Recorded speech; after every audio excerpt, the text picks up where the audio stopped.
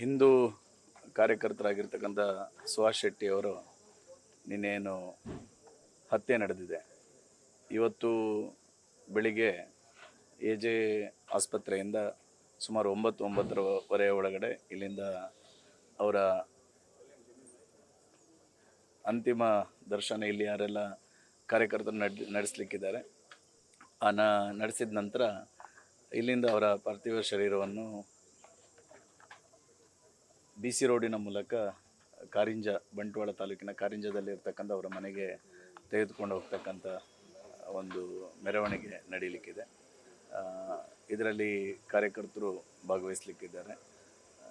ಆ ಮೂಲಕ ಅಲ್ಲಿ ಅವರ ಕುಟುಂಬದ ಸದಸ್ಯರ ಜೊತೆ ಎಲ್ಲ ಸೇರಿಕೊಂಡು ಏನು ಹಿಂದೂ ಧಾರ್ಮಿಕ ವಿಧಿವಿಧಾನ ಪ್ರಕಾರ ಅಂತ್ಯಕ್ರಿಯೆ ನಡೀಲಿಕ್ಕಿದೆ.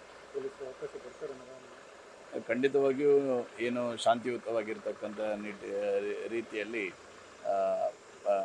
ಪಾರ್ಥಿವ ಶರೀರವನ್ನು ಇಲ್ಲಿಂದ ಪೊಲೀಸರು ಇವತ್ತು ಅವರು ಹೇಳಿದ ರೀತಿಯಲ್ಲಿ ನಾವು ಅವರಿಗೆ ಸಹಕಾರ ಕೊಡ್ತೇವೆ ಅನ್ನುವಂಥದ್ದನ್ನು ನಾವು ಹೇಳಿದ್ದೇವೆ. ಖಂಡಿತವಾಗಿಯೂ ಯಾವುದೇ ರೀತಿಯಾಗಿರ್ತಕ್ಕಂಥ ಗೊಂದಲಗಳಿಗೆ ಅವಕಾಶ ಮಾಡಿಕೊಡದ ರೀತಿಯಲ್ಲಿ ಪಾರ್ಥಿವ ಶರೀರವನ್ನು ತೆಗೆದುಕೊಂಡು ಹೋಗ್ತಕ್ಕಂಥ ಕೆಲಸ ಕಾರ್ಯಗಳನ್ನು ನಾವು ಮಾಡ್ತೇವೆ.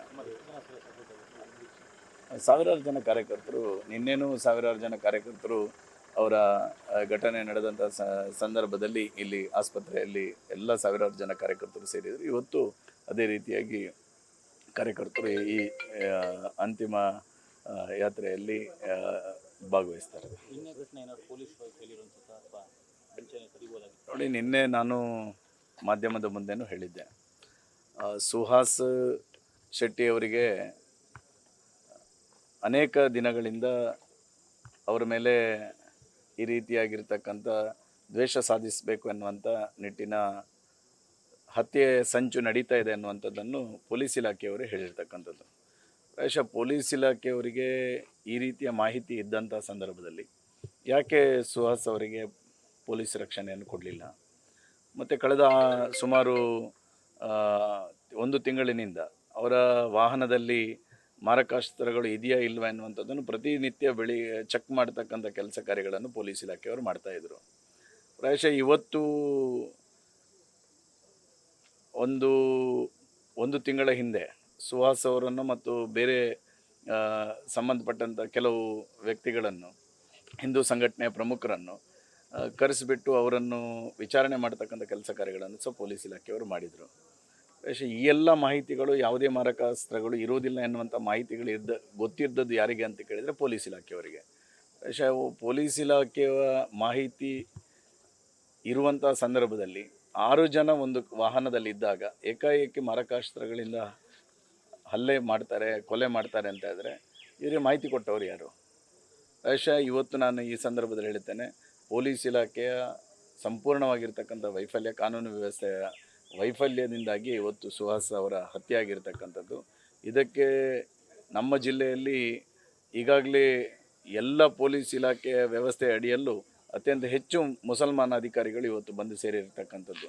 ಅದು CCBಯಿಂದ ಹಿಡಿದು ಇಲ್ಲಿಯ ಮಂಗಳೂರು ಮಹಾನಗರ ಪಾಲಿಕೆಯಲ್ಲಿರ್ತಕ್ಕಂಥ ಕೆಲವು ಆಯಕಟ್ಟಿನ ಜಾಗದಲ್ಲಿ ಇವತ್ತು ಮುಸಲ್ಮಾನ ಇಸ್ಲಾಂ ಸಮುದಾಯಕ್ಕೆ ಸೇರಿರ್ತಕ್ಕಂಥ ಅಧಿಕಾರಿಗಳು ಸೇರಿರ್ತಕ್ಕಂಥ ಕಾರಣಕ್ಕೋಸ್ಕರನೇ ಮಾಹಿತಿಯ ಸೋರಿಕೆಯಾಗಿ ಇವತ್ತು ಈ ರೀತಿಯ ಒಂದು ಹತ್ಯೆಗೆ ಕಾರಣ ಆಗಿದೆ ಅನ್ನುವಂಥದ್ದನ್ನು ಹೇಳ್ತೇನೆ. ಕರ್ನಾಟಕ ಸರ್ಕಾರ ಇದಕ್ಕೆ ನೇರ ಹೊಣೆ ಆಗ್ತದೆ. ಕಾನೂನು ವೈಫಲ್ಯವೇ ಇವತ್ತು ಸುಹಾಸ್ ಶೆಟ್ಟಿಯವರ ಹತ್ಯೆಗೆ ಕಾರಣ ಆಗಿದೆ.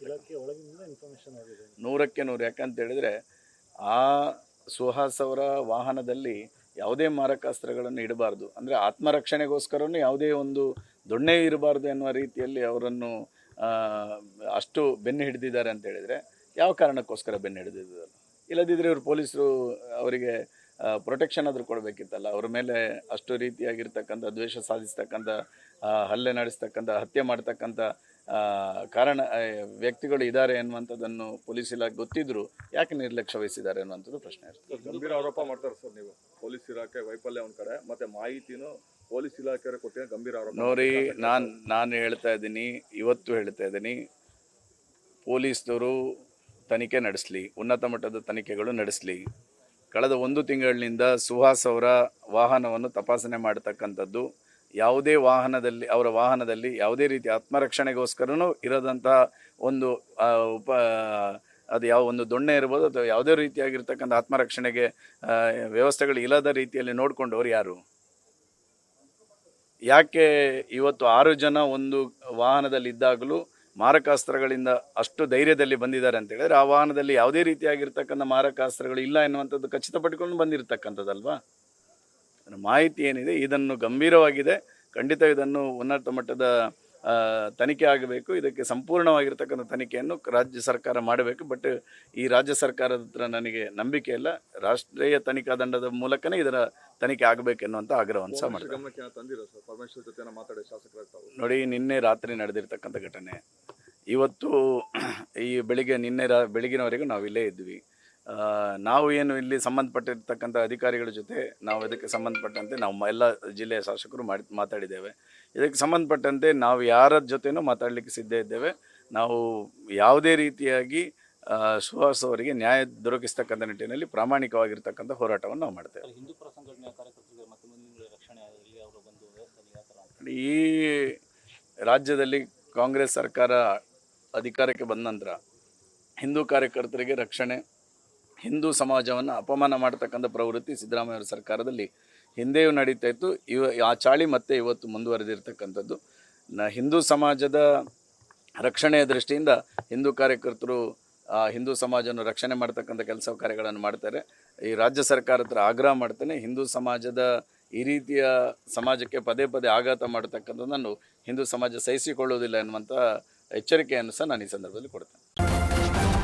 ನ್ಯೂಸ್ ಫಸ್ಟ್ ನಿರ್ಭೀತಿಯಿಂದ ನಿಮ್ಮ ಪರವಾಗಿ.